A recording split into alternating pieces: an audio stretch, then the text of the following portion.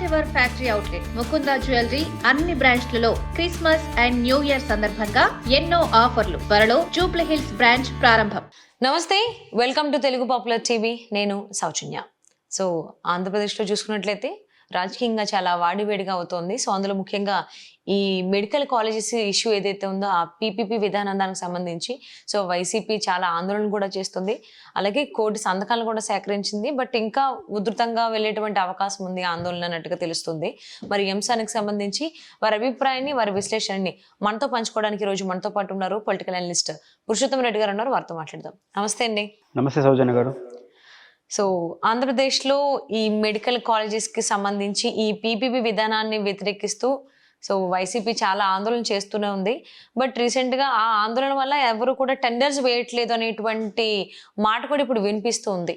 దీని గురించి మీరు ఏమంటారు? అండ్ రీసెంట్గా ఒకటి వచ్చింది టెండర్, అది కూడా కిమ్స్ నుంచి వచ్చింది అన్నట్టు ప్రభుత్వం అనౌన్స్ చేసినట్టుగా కూడా మనకు వార్తలు వస్తున్నాయి. సో అంటే పూర్తి డీటెయిల్స్ లేకుండా అసలు ఎందుకు ఏపీ గవర్నమెంట్ కిమ్స్ నుంచి మనకి టెండర్ వచ్చింది అనేటువంటి అంశం బయటికి పెట్టింది అనుకోవచ్చు అంటారు? సౌజన్య గారు, బేసిక్గా మెడికల్ కాలేజీల ఇష్యూలో జగన్మోహన్ రెడ్డి గారు ఎటువంటి పరిస్థితుల్లో కూడా వెనక్కి తగ్గరు. ఎందుకు అంటే రెండు కారణాలు. ఒకటి సమాజ హితం, చారిత్రక నిర్ణయం.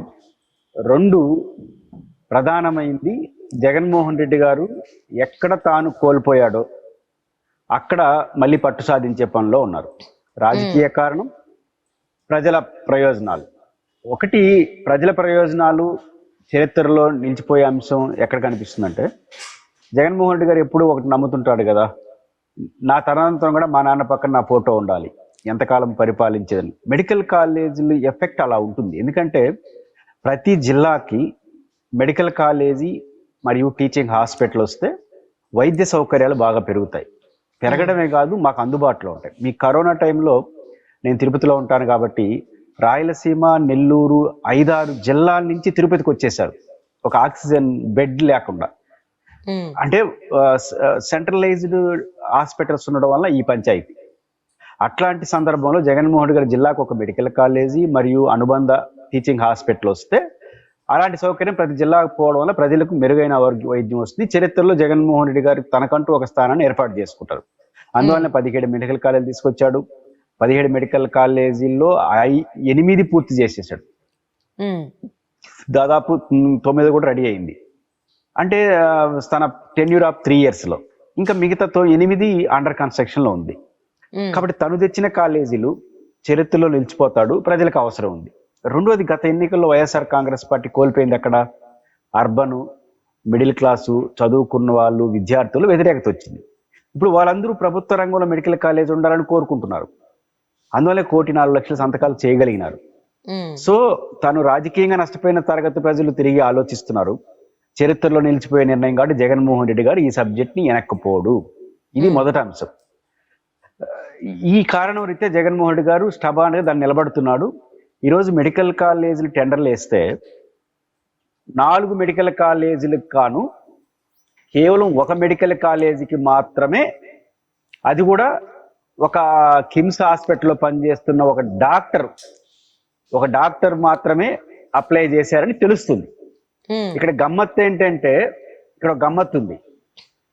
4 మెడికల్ కాలేజీల్లో మదనపల్లి, పులివెందల, మార్కాపురం, ఈ 3 కాలేజీలు రెడీ టు స్టార్ట్. మరి వాటికి అసలు వైట్ కూడా వేయలేదు. అంటే రేపు ప్రారంభించేదానికి అవకాశం ఉన్న కాలేజీలు ఏమో టెండర్లు వేయలేదు. ఆదోనిలేమో ఒక హాస్పిటల్లో పనిచేస్తున్న డాక్టర్ వేశారు అంటారు. అంటే టెండర్లు వేయకపోవడం ఏంటి? పబ్లిక్ ప్రైవేట్ పార్ట్నర్షిప్ పేరుతో ప్రైవేట్ వస్తున్నప్పుడు ఎందుకు వేయలేకపోతున్నారంటే ప్రధానమైన కారణం, చాలా మంది ఏం చెప్తున్నారు, జగన్మోహన్ రెడ్డి గారు తాను అధికారంలోకి వచ్చిన వెంటనే ఈ పార్టిసిపేట్ చేసినటువంటి ఈ యజమానుల సంస్థలను కూడా జైల్లో పెట్టేస్తానన్నాడు, దానికి భయపడుతున్నారు. అది కాదు, అది పైకి జరుగుతున్న ప్రచారం. ప్రధాన కారణం ఏంటంటే జగన్మోహన్ గారు విస్పష్టమైన ప్రకటన ఏం చేశాడు, ఒకవేళ ప్రభుత్వం మొండిగా వెళ్ళి ప్రైవేట్ వాళ్ళు తీసుకున్నా నేను అధికారంలోకి వచ్చిన వెంటనే తిరిగి తీసుకునేస్తాను. ఇది గట్టిగా చెప్తున్నాడు. రేపు అధికారంలోకి ఆయన 3 ఏళ్ళ తర్వాత వస్తాడు. రేపు అధికారం కోసం తీసుకునేస్తే వీళ్ళకి ఏం లాభం? సౌజన్య గారు, బేసిక్గా మీరైనా నేనైనా ఒక ప్రైవేటు పెట్టుబడిదారు అయినప్పుడు మన ఆశయం ఏముంటుంది? ప్రజలకు సేవ చేయడం. ఇవి ఉండదు, పైకి నీతులు చెప్తారు. ఈ రోజు 10 రూపాయలు పెడితే రేపు 20 రూపాయలు ఆదాయం రావాలని కోరుకుంటాం. అది ప్రైవేట్ పెట్టుబడిదారుకున్న లక్షణం. ఈరోజు 2 ఏళ్ళు ఒక 100 కోట్లు 200 కోట్లు 300 కోట్లు పెట్టుబడి పెట్టి తీరా కాలేజీ రన్ చేసే సమయానికి జగన్ గారు అధికారం తీసుకునేసాడు అనుకోండి, ఏం సాధించినట్టు ఆ ప్రైవేట్ మెడికల్ కాలేజీలు సంస్థలు? దాని బదులు ఇంకో చోట పెట్టుకుంటే లాభం కదా అనే నిర్ధారణకు వస్తారు. జగన్ గారు రేపు వస్తారా రారా మనం చెప్పలే, ఈ రోజు వాళ్ళకి తెలియకపోవచ్చు. కానీ జగన్ వస్తే తీసుకుంటాడనేది నిజం. ఎందుకు? 1 కోటి మంది దగ్గర సంతకాలు సేకరించాడు, ప్రజల్లోకి వెళ్ళిపోయాడు, అన్నిటికన్నా మించి చరిత్రలో నిలబడాలనుకుంటున్నాడు. సో అలాంటి ఆయన ఖచ్చితంగా తీసుకుంటాడు. కాబట్టి ఈ ప్రిన్సిపల్ స్టాండ్ వల్ల తీసుకోవట్లేదు. ఇక్కడ ప్రభుత్వం పరిస్థితి ఎట్ట అయిపోయిందంటే ముందు నొయ్యి వెనక గొయ్యి. ఎందుకు? ముందుకే వెళ్తే ప్రైవేటీకరణకు వ్యతిరేకంగా ప్రజల్లో నష్టం. ఒకవేళ వెనక్కి పోదామా అంటే జగన్ గారు హీరో అయిపోతాడు. ఇప్పుడు ఆయన పోరాటం చేసి సంతకాలు సేకరించాలో నేను వెనక్కిపోయింది, ప్రభుత్వాన్ని గడగల్లాడించాడు జగన్ అనేది 1 yearకే వచ్చేస్తే ఇంకా 3 ఏళ్ల పరిస్థితి ఎట్లా ఉంటుందో ఊహించుకోవచ్చు. సో ప్రభుత్వం ఆత్మరక్షణలో పడిపోయింది. ప్రభుత్వం ఆత్మరక్షణలో పడింది. ఈ ప్రైవేట్ సంస్థలు ఏమో మనం ఇప్పుడు పెట్టుబడులు పెట్టినా రేపు జగన్ వస్తే తీసుకుంటారని వాళ్ళు వేయట్లేదు, ముందుకు వెళ్ళలేరు, వెనక్కి పోలేరు. జగన్మోహన్ రెడ్డి గారు పట్టుదలతో ఉన్నాడు. ఈ వ్యవహారం వల్ల ఈరోజు పరిస్థితి ఇట్లా వచ్చింది. ప్రభుత్వం వెనక్కిపోవడం మినహాయించి ఇంకో మార్గం అయితే కనపట్లేదు. అవును, ఈవెన్ రీసెంట్ గా ఏంటంటే ఒక సమీక్ష సమావేశంలో కూడా చంద్రబాబు నాయుడు గారు ఈ మెడికల్ కాలేజీ విషయంలో అసలు వెనకడుగు వేసేదే లేదు అన్నట్టుగా కూడా స్పష్టం చేయడం జరిగింది. ఖచ్చితంగా సౌజన్య గారు ముఖ్యమంత్రి ప్లేస్ లో ఉన్న వ్యక్తి, ఒక ప్రతిపక్ష నాయకుడు 1 కోటి సంతకాలు సేకరించి వెనక్కిపోవాలంటే మేము వెనక్కిపోతామంటే పొలిటికల్ గా డౌన్ ఫాల్ స్టార్ట్ అవుతుంది కదా. డిఫెన్స్ లో పడిపో ఇప్పుడే డిఫెన్స్ లో పడ్డారు ఈ విషయాలు. కాబట్టి ఆయన ముందు పోయి వెనక్కి వెళ్దామా, జగన్మోహన్ రెడ్డి గారు పోరాట సాధించారబ్బా అనుకుంటారు, ఆయన ఖాతాలో పడిపోతుంది. ఒకవేళ ముందుకే పోయినామా వాళ్ళు వేయట్లేదు, ఒకవేళ వేసినా ప్రజల్లో వ్యతిరేకత వస్తుంది. అటు ముందుకు పోలేక అదే ఆత్మరక్షణ అంటారు, పొలిటికల్ డిఫెన్స్ పాలిటిక్స్. ముందుకు పోతే ఒక సమస్య, వెనక్కి పోతే ఒక సమస్య. ఇప్పుడు జగన్మోహన్ రెడ్డి గారు ప్రభుత్వం ఆ దశలో ఉన్నప్పుడు గమ్మునుంటాడా? మొదటి దశ పూర్తి అయిపోయింది గవర్నర్ సంతకాల సేకరణతో.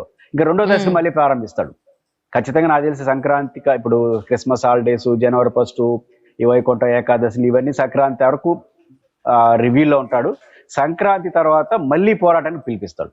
కానీ జగన్మోహన్ రెడ్డి గారు ఒకటే లక్ష్యం ఆయనకి, దీన్ని ప్రభుత్వం అన్నా వెనక్కిపోవాలి, లేదా వచ్చే ఎన్నికల నాటికి ఇది ఒక ఎన్నికల అజెండాగా మారుస్తాడు.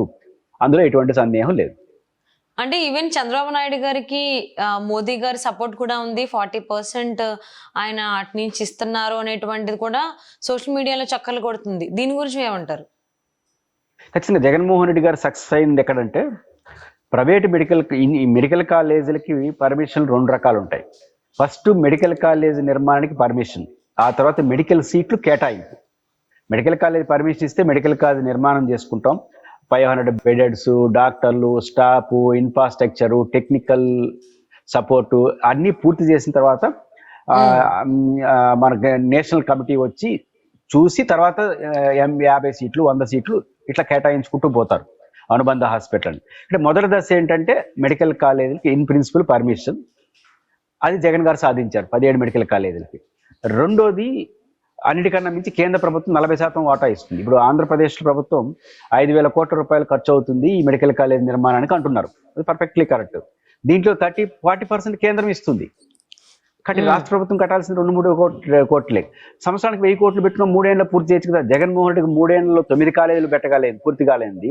అండర్ కన్స్ట్రక్షన్ లో పర్మిషన్స్ ఉన్నటువంటి కాలేజీలు 3 ఏళ్లలో 8 పూర్తి చేయలేరా అనే ప్రశ్న ఉత్పన్నం అవుతుంది. కాబట్టి కేంద్ర ప్రభుత్వం 40% ఇస్తుంది అనేది మంచిది, ఇస్తున్నారు కూడా. అది జగన్ గారే సాధించారు.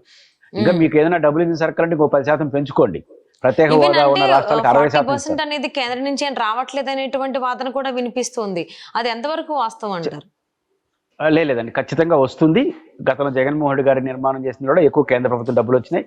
మనకన్నా పాజిటివ్ వాళ్ళు ఇస్తారు. కేంద్ర ప్రభుత్వం ఒక ప్రతిష్టాత్మకంగా అన్ని ప్రాంతాల్లో మెడికల్ కాలేజీలు పెట్టాలని కాన్సెప్ట్ తో ఉంది. కాబట్టి 40% నిధులు కేంద్రానికి ఇస్తుంది. నిజంగా కూటమి ప్రభుత్వం ఎన్నికలు ఏం చెప్పింది? కేంద్రంలో మనమే, రాష్ట్రంలో మనమే, డబుల్ ఇంజిన్ సర్కార్ అంటే ఆంధ్రప్రదేశ్ అదనపు ప్రయోజనం అన్నారు కదా. నిజానికి ఈరోజు కూటమి ప్రభుత్వం కానీ చిత్తశుద్ధితో ప్రయత్నం చేసి కేంద్రంగా ఒప్పుకుంటే 40% రాష్ట్రాలకు ఇస్తుంది కదా. సౌజన్య గారు స్పెషల్ స్టేటస్ ఉన్న రాష్ట్రాలకు 60% ఇస్తుంది కేంద్రం. ఇప్పుడు మనం డబుల్ ఇంజిన్ సర్కార్ కదా, మీరు కొంచెం మాట్లాడుకోండి. 40% జగన్ గారు తెచ్చాడు, నేను 60% తీసుకొస్తాను, మీ క్రెడిట్ మీరు తీసుకోండి. ఆ పని చేయడం ఆపేసి వెనక్కిపోవడం వల్ల సమస్య వస్తా ఉంది.